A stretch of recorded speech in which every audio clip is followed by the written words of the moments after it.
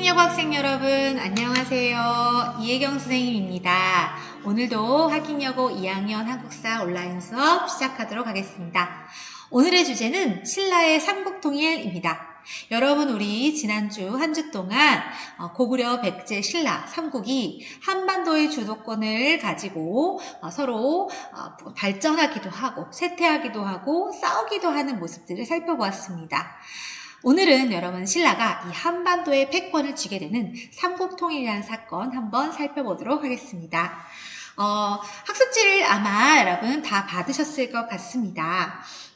신라가 삼국을 통일하게 된 것 참 특이하죠. 신기하죠. 백제와 고구려가 먼저 여러분 발전하는 모습을 보였지만 저 경상도 구석에 있었던 신라가 어떻게 해서 삼국을 통일할 수 있었을까요? 자, 먼저 삼국통일은 여러분 문제가 출제가 될 때 주로 흐름을 중요하게 출제를 하고 있습니다. 삼국통일의 순서를 묻거나 중간에 어떤 장면이 들어가는지를 묻는 문제가 많으니까요. 꼭 체크를 해주시기 바라겠습니다. 자, 먼저 삼국통일의 배경을 먼저 살펴볼게요. 당시 여러분 7세기 말, 7세기 중반쯤 당시 상황은 이런 상황이었습니다. 여러분 고구려를 배울 때 고구려를 수나라와 당나라가 차례대로 공격하는 내용들을 공부했었죠. 그래서 당시 당나라는 고구려 공략에 실패하고 나서 어떻게 하면 이 고구려를 공격해서 동아시아의 패권을 장악할 수 있을까 호시탐탐 넘보고 있는 상황이었습니다. 그리고 신라의 경우에는 당시 백제 의자왕의 공격을 받아서 당시 중요한 성이었던 대하성을 비롯한 성을 40여 개나 빼앗기고 어려움에 처한 상황이었습니다. 이 당과 신라의 의도가 맞아 떨어지게 되는 상황이 발생하게 돼요. 그래서 결국 이 당과 신라는 서로 힘을 합하기로 마음을 먹게 됩니다. 그러면서 신라와 당나라가 연맹을 맺게 돼요. 나당 연합이 결성이 되게 되겠습니다. 이 나당 연합이 결성이 되면서 각자의 목적을 달성하기 위해서 먼저 이 백제와 고구려를 공격하게 되죠. 자, 첫 번째 단계는 바로 백제였습니다. 처음 공격 대상은 백제였는데요. 그래서 여러분들 여기다가 제목에다 써볼게요. 백제가 멸망하는 것이 첫 번째 단계입니다. 백제가 멸망한 것은 660년이에요. 당시 백제의 마지막 왕은 의자왕이었죠. 의자왕은 처음에는 이 백제를 잘 이끌어갔고 신라를 압박하기도 했지만 이 시기 나당연합군의 공격에는 당할 수가 없었습니다. 그래서 우리가 백제 시간에 배웠었죠. 계백장군이 마지막 5천의 결사대를 이끌고 황산벌 전투로 나갔지만 결국 백제는 멸망하고 말았습니다. 물론 백제가 멸망하고 난 다음에서도 백제를 다시 일으키려고 하는 사람들이 있었어요. 여기 지도에 보시면 이 복신, 도침, 흑치상지, 부여풍, 요 주류성과 임존성 이 부분에서 백제를 다시 일으키려고 하는 부흥운동이 있기도 했습니다. 하지만 여러분 이 백제의 부흥운동 결국 성공으로 돌아가지는 못했죠. 자, 그 다음의 대상은 바로 고구려였습니다. 바로 고구려 멸망이 그 다음에 이어지게 되는데요. 고구려가 멸망한 것은 여러분 668년의 일입니다. 668년 고구려가 멸망하게 되는데요. 당시 고구려는 수나라와 당나라와의 오랜 전쟁으로 매우 지쳐있는 상황이었습니다. 특히 이 당시 고구려를 이끌었던 지도자 연개소문, 이 연개소문이 당나라의 여러분 침입을 막아내고 천리장성을 쌓았었죠. 하지만 이 연개소문이 죽고 난 후에 지배층이 상당히 분열하게 되고 왕권은 약해져 있는 상황이었어요. 이 상황에서 결국 나당연합군의 공격을 받게 되고 여러분 그 강했던 고구려가 결국 평양성에 함락되면서 멸망하는 모습을 보여주게 돼요. 물론 여러분 고구려도 부흥운동이 있었습니다.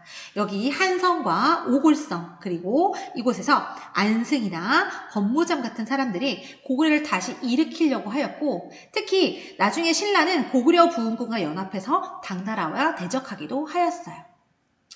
하지만 결국 고구려의 멸망을 막을 수는 없었죠. 하지만 여러분 다음에 배우겠지만 고구려에 멸망했던 유민들은 당나라로 잡혀가서 거기서 힘들게 살다가 탈출해서 나중에 발해라는 나라를 건국하게 됩니다. 여러분 발해는 꼭 우리가 배울 거니까 체크해 놓으세요. 자, 이렇게 해서 백제와 고구려가 멸망했습니다. 당초 신라와 당나라의 약속은 뭐였냐면 여기에 흐르는 대동강 이남에 대해서는 신라의 영토로 인정해주겠다라고 하는 것이 당나라의 약속이었어요. 하지만 당나라는 이 고구려를 힘겹게 물리쳤기 때문에 이번 기회에 한반도 전체를 지배하려고 하는 욕심을 보이게 돼요. 그러면서 백제와 신라 고구려 땅에 자신들의 행정구역을 식민지를 설치하게 돼요. 백제 땅에는 웅진도독부, 신라 땅에는 계림도독부, 고구려 땅에는 안동도호부를 설치해서 한반도 전체를 지배하려고 하는 야욕을 보이게 된 것이죠. 여러분, 이 상황에서 신라는 어찌해야 될까요? 동쪽에 아주 작은 나라였던 신라가 당나라를 여러분 무찔러야만 이 지금 당시 통일을 달성할 수 있는 상황이었습니다. 결국 신라는 당나라와 전쟁을 할 수밖에 없었어요. 우리는 이것을 나당 전쟁이라고 부르죠. 670년부터 676년까지 약 7년간 전쟁을 벌이게 됩니다. 엎치락뒤치락 하는 상황이었지만 결국 최종 전투, 매소성 전투와 지도에서 여러분들 확인해 주세요. 매소성 그리고 기벌포 전투. 매소성과 기벌포 전투에서 신라가 이 당나라군을 무찌르면서 결국 676년 신라는 삼국을 통일할 수 있게 되었어요. 우리 교과서에는 이 정도로 서술되어 있어요. 하지만 여기서 여러분들과 한번 이야기를 좀 해봤으면 좋겠어요. 여러분 아마 중학교 때 세계사를 다 배우고 올라왔을 거예요. 자, 이 동쪽에 있었던 여기 작은 지역에 있었던 요 신라가 어떻게 중국의 대제국이었던 당나라와의 전쟁에서 승리할 수가 있었을까요? 자, 우리는 이것을 알려면 당시의 국제정세를 좀 살펴볼 필요가 있습니다. 한국사에서는 이러한 내용이 나오지 않아요. 하지만 여러분 동아시아사를 배우는 학생들은 아마 수업 시간에 언급을 하실 것 같습니다. 여기서 여러분들과 제가 내가 쓰는 역사 1번 과제를 한번 해보려고 할 거예요. 자, 신라는 당시 어떻게 중국의 초강대국이었던 당나라를 물리칠 수 있었을까요? 여러분 지도 한번 보실래요? 7세기 전반의 지도입니다. 이렇게 큰 당나라가 어떻게 요만큼밖에 안 되는 요 신라가 어떻게 당나라와의 전쟁에서 승리할 수 있었을까? 여러분 궁금하지 않나요? 우리는 한국사를 배우기 때문에 신라가 정말 센가 보다. 하지만 물리적으로 상대가 되지 않습니다. 그런데 우리가 신라가 당나라와의 전쟁에서 승리할 수 있었던 것은 사실 당나라 서쪽에 있었던 토번이라는 나라와 연관이 있다고 해요. 당시 7세기의 여러분 정세를 보면 여러분들이 왜 이렇게 신라가 당나라와의 전쟁에서 승리할 수 있었는지 알게 될 겁니다. 자, 여기에 글이 나와 있죠? 여러분들 이 글을 쭉 읽어보시고 자, 내가 쓰는 역사를 체크해 주시면 좋겠습니다. 자, 위에 글을 읽고 당나라가 신라와의 전쟁에서 패배를 감수하며 전쟁을 빨리 마무리 지을 수밖에 없었던 이유는 무엇인지 당시 동아시아 정세와 관관지어서 3줄에서 5줄 정도 요약해서 정리해보세요. 아마 여러분 요 글에서는 전부 다 나와 있을 거예요. 좀 더 찾아보기 원하는 친구들은 검색도 해보시기 바랍니다. 이 과제는 여러분들에게 내가 쓴 역사 1번 과제로 드릴 거고요. 이 과제는 리로스쿨에 제가 제출방을 만들어 놓도록 하겠습니다. 이 과제를 꼭 제출해 주시기 바랍니다. 추가적으로 이어서 한 가지만 언급하고 가겠습니다. 자, 여러분들 우리가 다음 시간부터는요. 통일신라에 대해서 공부를 할 거예요. 당시 여러분 통일신라와 여러분 함께 한반도를 같이 공유하고 있었던 나라가 있습니다. 바로 그 다음 시간에 배울 발해입니다. 당시 정세를 보면요. 이 한반도 남부에 신라라는 나라가 있었고요. 저 북쪽 요만큼의 발해라는 나라가 있었어요. 그래서 당시 여러분 유득공이라고 하는 실학자, 유득공은 조선 후기의 실학자입니다. 조선 후기의 실학자였던 유득공은 발해를 연구하고 발해고라는 책에서 이런 말을 썼어요. 자, 같이 읽어볼까요? 부여씨가 망하고, 부여씨는 백제를 말하죠. 백세 왕실의 성씨가 부여씨였어요. 고씨가 망하니 김씨가 그 신라 땅 남쪽을 차지하고 대씨, 대조영이죠.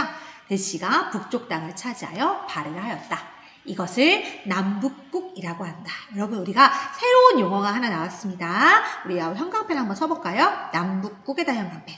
네. 그래서 이제부터는 선생님이 남북국이라는 말을 쓸 거예요. 우리가 지금 여러분 남한과 북한이 있듯이 아이고 잘못 썼다. 남한과 북한이 있듯이 이때는 남북국이 있었어요. 여러분.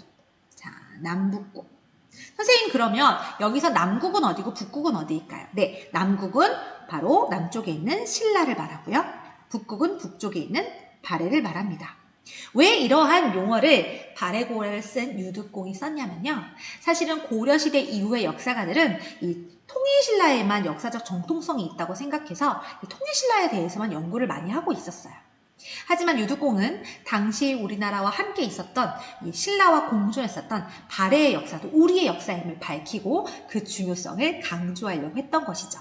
그래서 앞으로 우리가 남북국이라는 용어를 쓸 겁니다. 여기 짧은 영상을 반드시 기억해 주시고요. 우리가 다음 시간에는 통일 이후의 신라 그리고 발해를 만나보도록 하겠습니다.